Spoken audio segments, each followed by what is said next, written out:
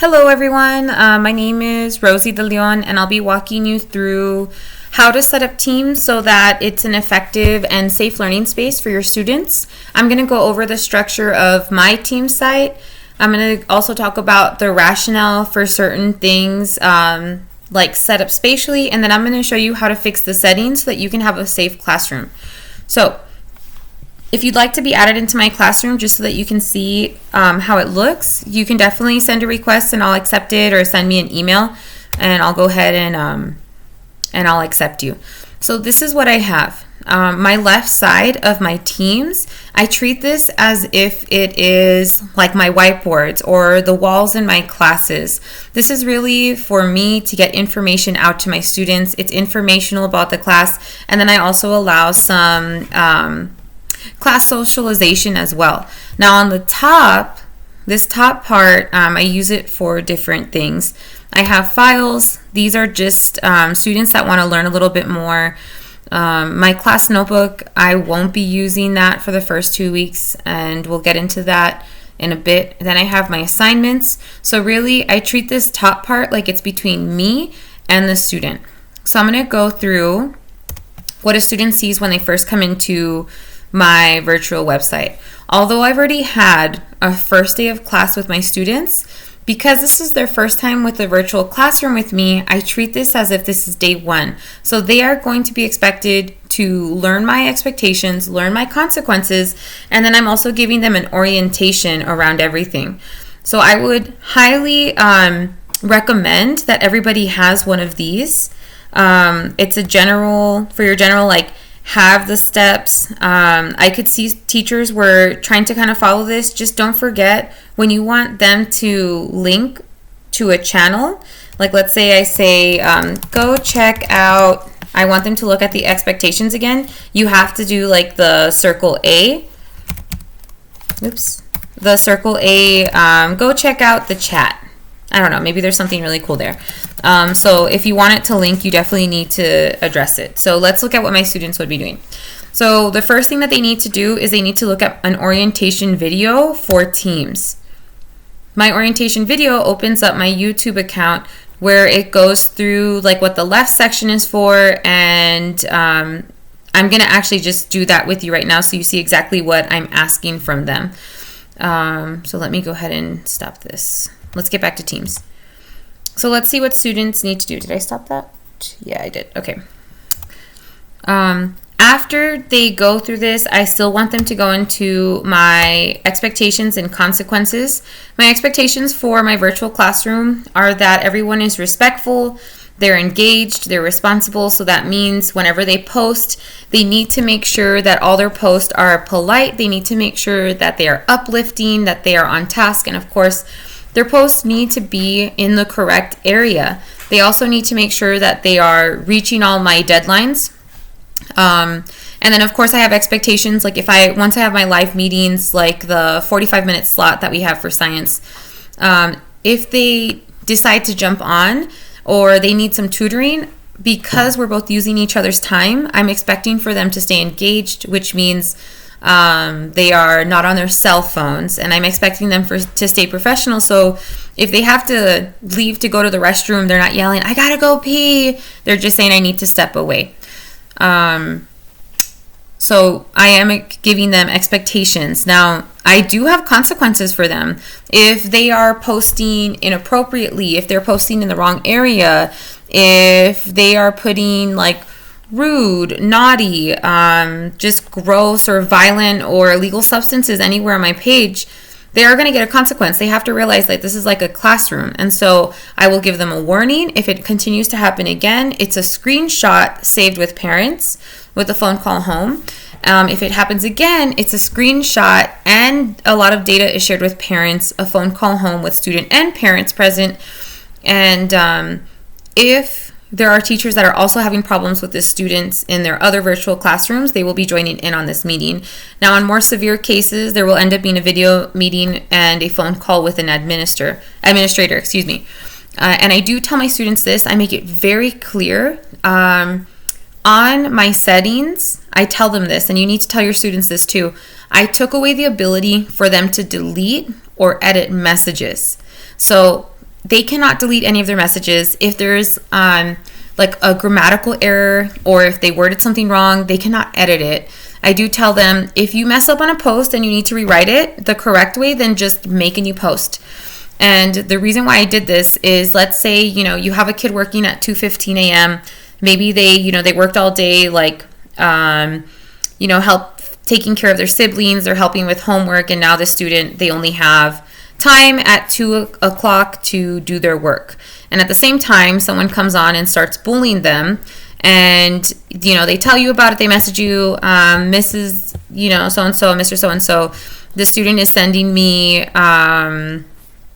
very offensive like messages, and they're putting mean things on my page, and then I wake up, I look at the page, and things are deleted.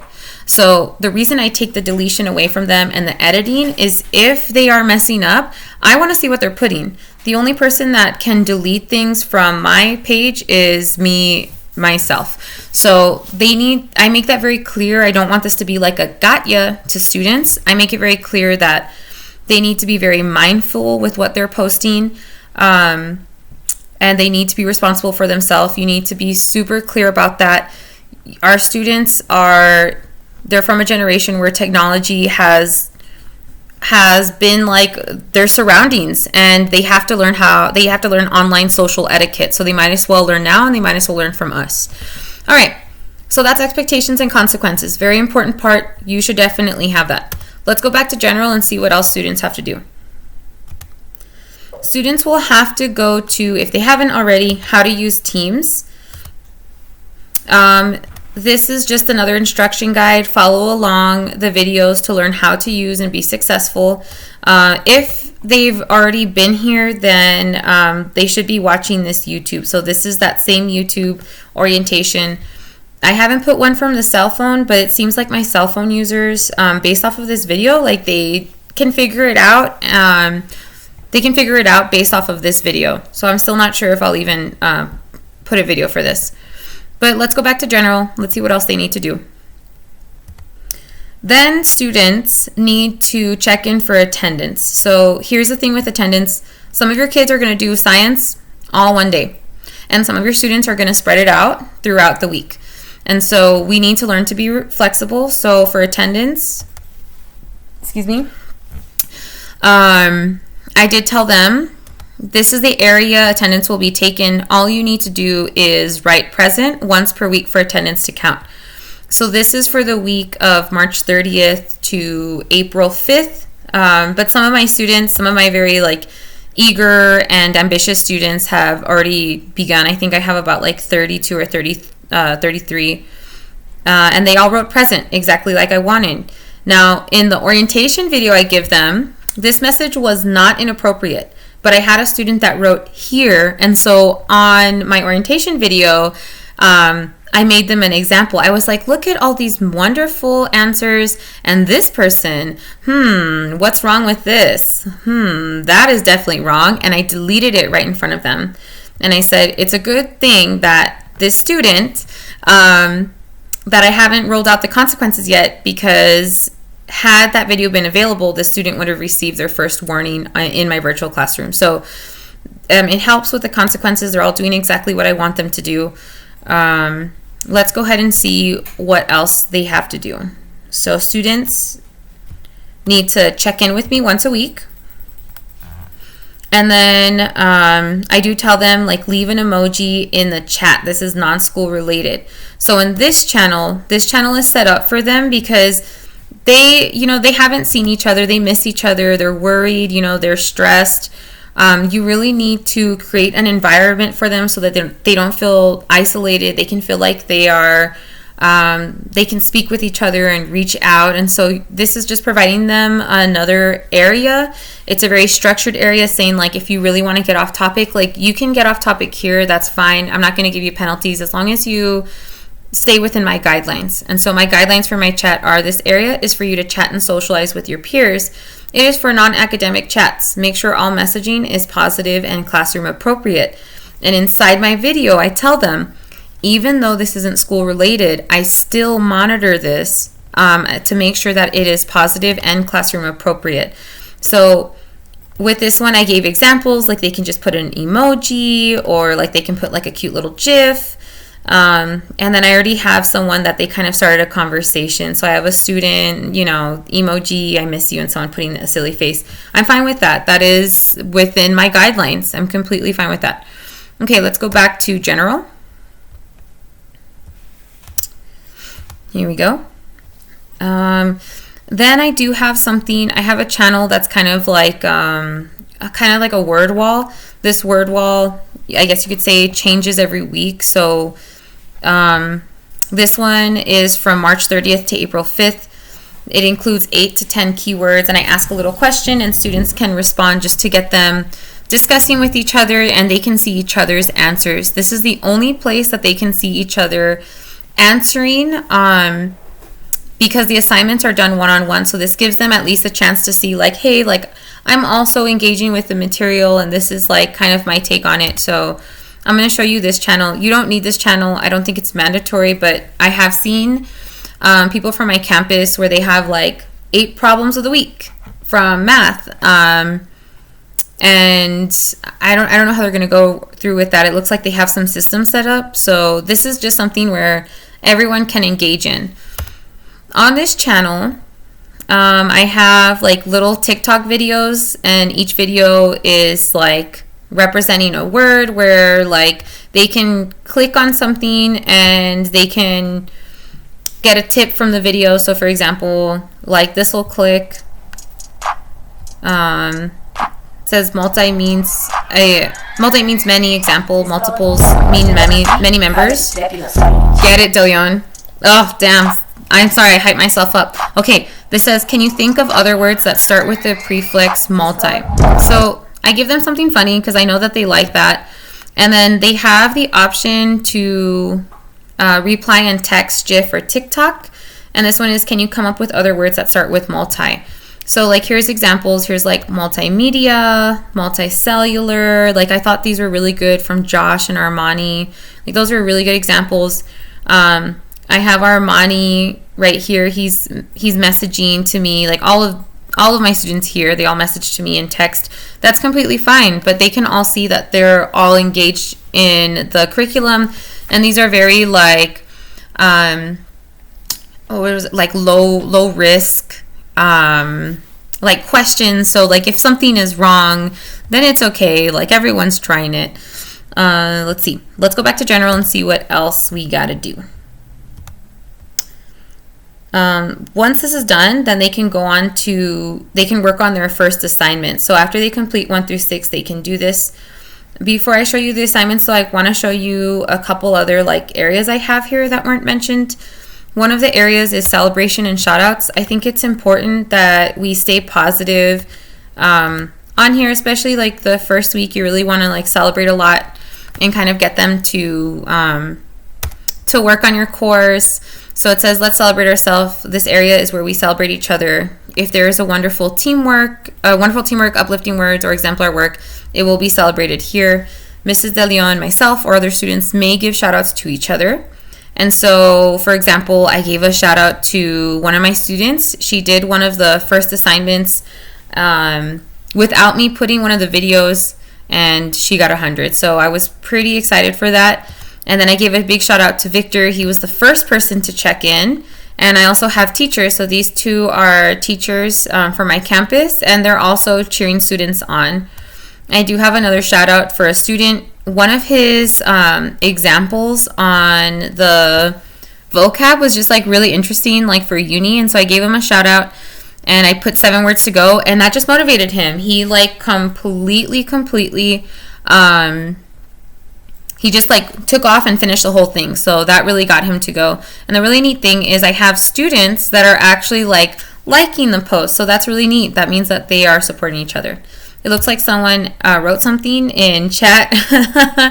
And sometimes they put funny things. So who knows? It's a very frustrating time. Like, okay. Let's go ahead and take a look at the top now.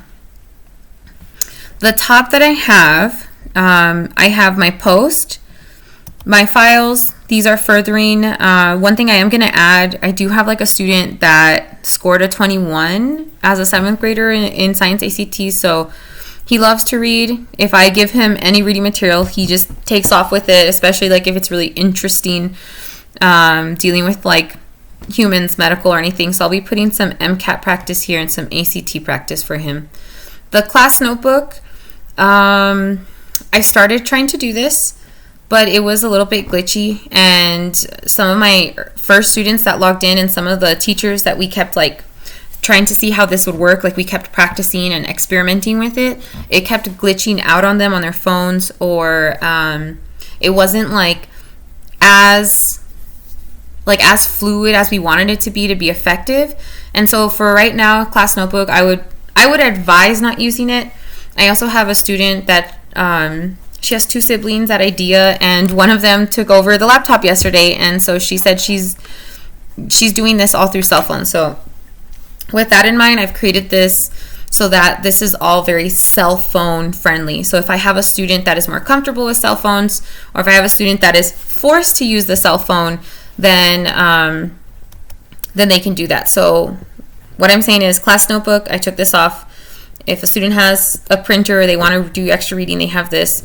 Now my assignments, I want to show you like how I've done them. So let's say I have how to use Teams, check for understanding. This is the first one. This is like an exit ticket based off of their orientation and how to use this. I don't have 140 kids. I just have a lot of guests, by the way. So far I can see that I've already had some students that already turned it in, which is great. It means that they're following my expectations and they've followed the orientation. But I want to show you what the student view looks like. For the student view, every single time I have a recording of myself where I'm teaching them how to do something, and then they go on to take their exit ticket. All of this can be done on the phone. So on their phone, they can just click and it'll pick up either YouTube, and most kids have the YouTube app. So it'll open that and it'll walk them through that orientation again if they need to see it. And this is also very it's very cell phone friendly. Like they don't have to open up Microsoft Word. Microsoft Word Live, like it's not compatible with all of the smartphones like we think it is. Like it's not. Some of them prompt them to install an app, and sometimes that can make things more frustrating for a learner. So I make everything in multiple choice or forms, but you might be saying, well, like that you don't want to do multiple choice everything. Like I completely agree with that. Let me show you another assignment where this one is more content related. So here we go. This is actually an intro one. This is taxonomy. I'm going to show you the student view. So I have me teaching here, what I want them to know. So they can click on this. It's content related where, let me move this real quick. It's content related so that they can see me talking about things, being silly, but the other thing too is they can kind of visualize. So this really helps my visual learners and some of my special pops that they need to hear me going through this, or they need to see a visualization. And I go through like some main points. So yeah, I have those recorded, and let me show you what the assignment would look like. So the assignments, I keep it to 10 questions until I see that my students can completely do these. I think it might take 1 to 2 weeks. Then I can add more like levels of rigor or more layers. But for right now, I hand them like screenshots of the presentation I gave them so they can go ahead and answer this. Because in the classroom, I would have given them Cornell notes, and then I would have given them student guided practice and then independent. But since I need a way for them to look back at notes and look back at notes, I provide that. And on the cell phone, these do come out. So even though this one's really tiny, it does come out on the phone well. And I think you can click it. Maybe not. I'll have to check that one then. They have multiple choice, and then I also give them reading passages, and I'll do a check for understanding or I'll give them like a case study based off of, for example, this is based off of the book I was reading on the Hendra virus. It's really interesting, but it's a way to get them to read just a little. Once I see that they can do this, I'll start adding more or longer stories or like more in depth. But for my first week, my big thing is like I really want them to be engaged, and I want them to be finishing the easy assignments that I'm giving them. And then at the same time, I want my classroom to be safe. I want it to be a very like productive area for them. Okay, now let's just say this.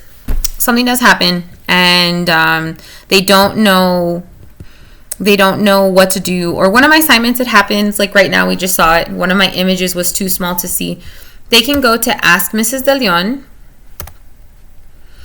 and they can ask me a question here. So, are you having trouble with an assignment? Does one part of the recorded lesson not make sense? Ask your question here. Mrs. DeLeon will clarify or help you through the struggle. The question must be related to an assignment. Remember, the expectations are to be respectful, be engaged, and responsible.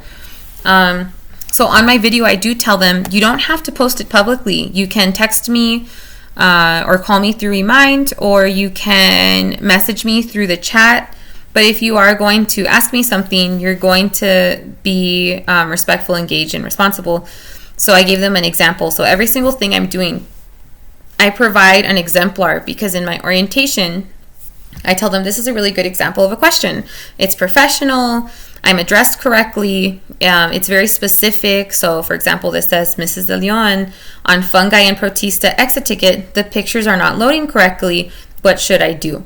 And I said, this is a really fantastic question. And I give them clear guidance, because I don't want them asking questions in attendance. I don't want them asking questions in chat non-school related. Like, they really need to make sure they're posting in the right spaces. And if they're posting in the wrong places, they will get a warning, because they are not adhering to my expectations.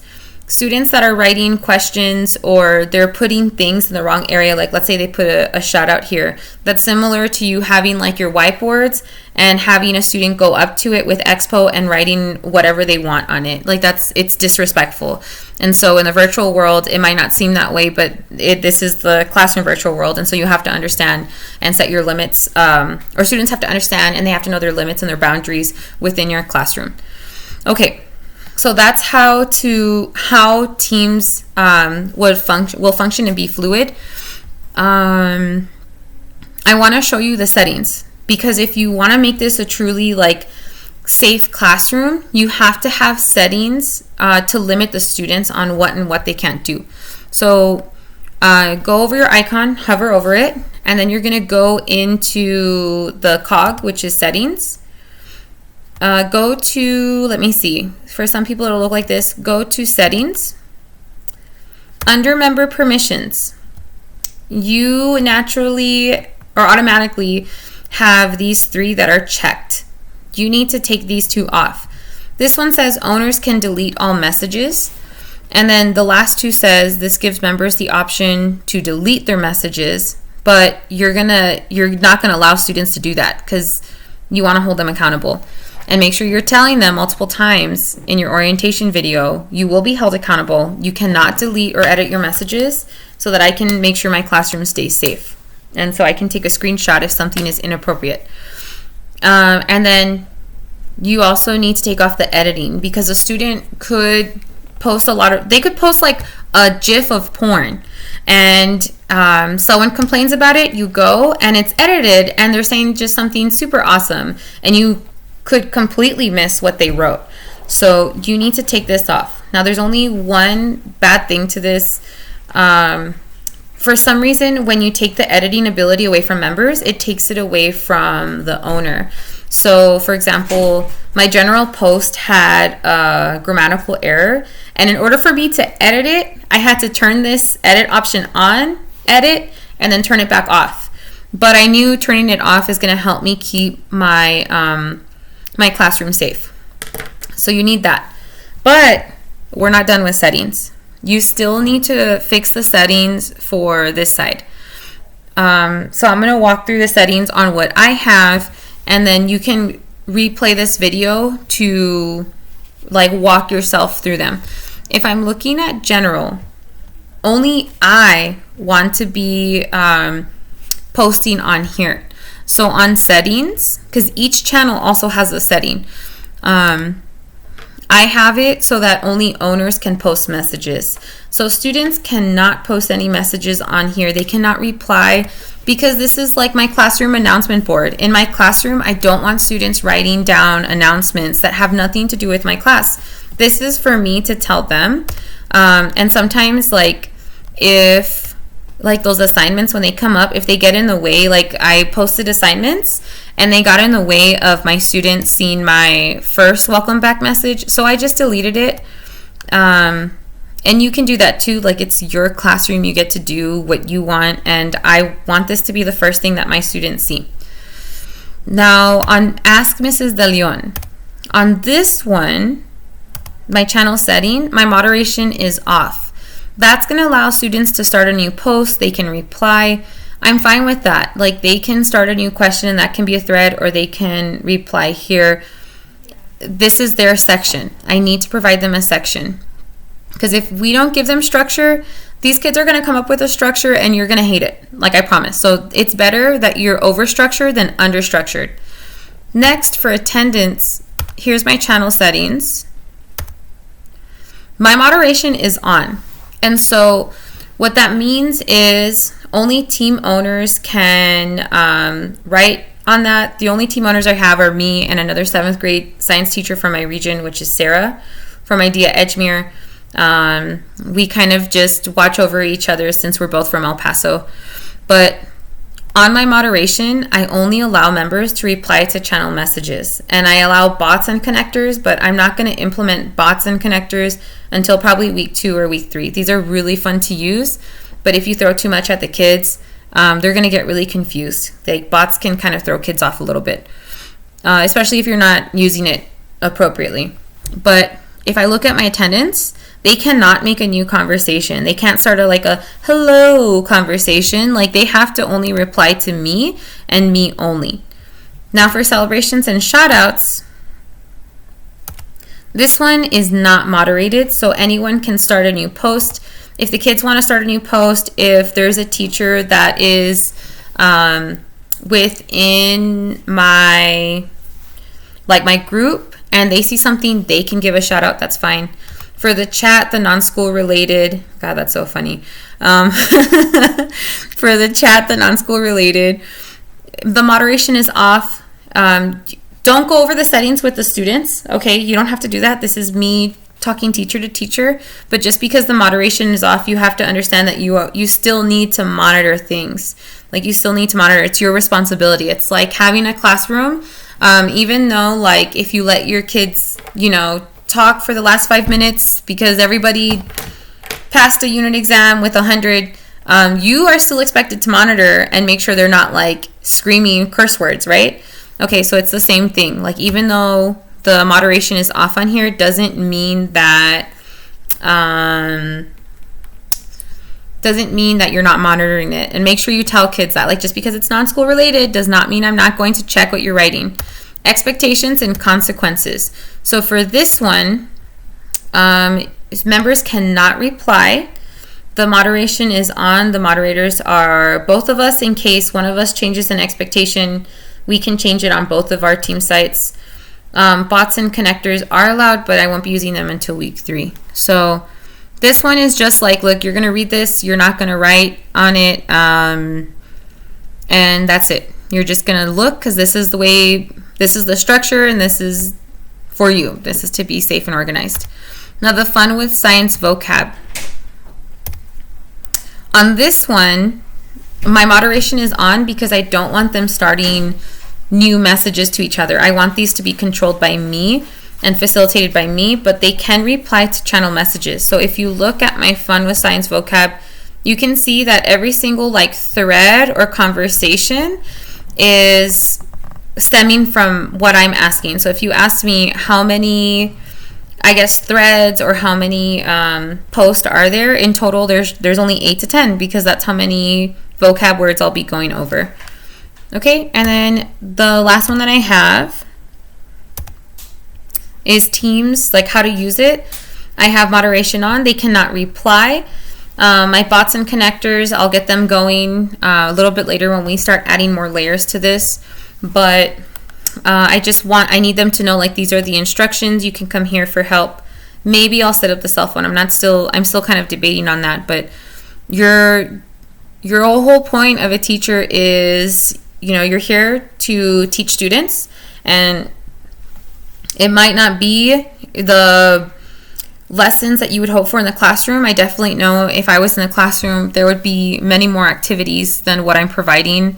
I know things would be a lot more hands-on, but at this time where things are so uncertain and it's so stressful at home, the best thing that you can give to these students is a sense of routine, a sense of structure, a sense of safety, a sense of community. And so it's a lot for us to take on, and it's a responsibility that I'm excited to take on, and I hope you are too. I hope this has helped you set up your team site. And of course, if you have any questions, please don't hesitate. You can reach out.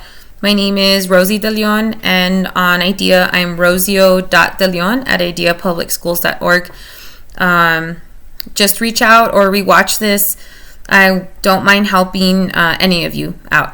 Have a great day, and I hope your team site comes out awesome.